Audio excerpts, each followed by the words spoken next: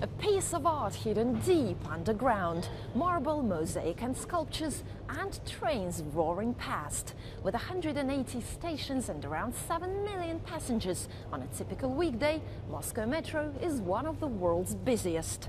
And reputedly the most beautiful. Opened during Stalin's rule in 1935, it displayed the best in Soviet architecture and was meant to impress.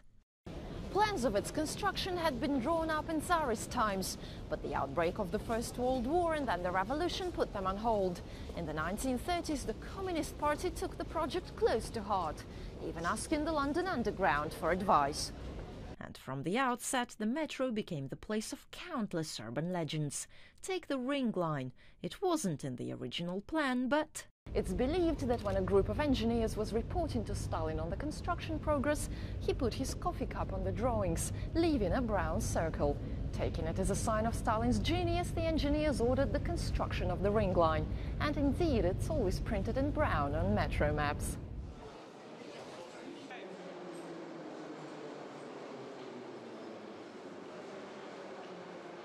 One of the oldest and most popular central stations is Ploshchad Revolyutsii, or Revolution Square. Opened in 1938, it's lined with 76 figures of soldiers, workers and farmers who are said to come alive at night time. And touching the foot of this bronze student is thought to cure a broken heart. Meanwhile, real students believe that rubbing the noses of the border guards' dogs is a guarantee of passing an exam, and everyone else does it to have good luck. No wonder they are so well polished.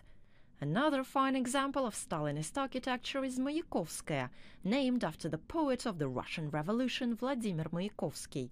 Look up to enjoy the ceiling mosaics depicting a bright day under the Soviet sky.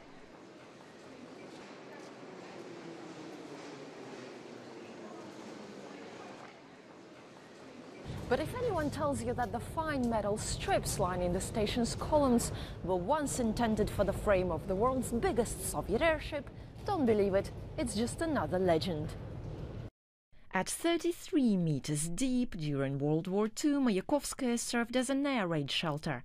In 1941, it hosted a ceremony to mark the 24th anniversary of the revolution, with Stalin himself making a speech. Several years ago, the station had a new exit added. In line with the celebrated Soviet-era design, its ceiling is decorated with a mosaic and some of Mayakovsky's poetry. And here's perhaps the most ornate station, Novoslobodskaya. Opened in 1952, it's decorated with marble from the Urals and stunning stained glass windows. One of the station's artworks caused much controversy, though. The baby on this mosaic, called Peace Throughout the World, used to look at none other than Stalin. But during the rule of Nikita Khrushchev and his de-Stalinization campaign, Uncle Joe had to go. Khrushchev was also apparently outraged by the barefoot woman. "Don't we have enough shoes for everyone in the USSR?" he was said to scream.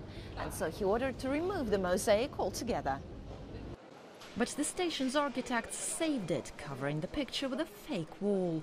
Only after Khrushchev's fall from power in 1964 could it be restored.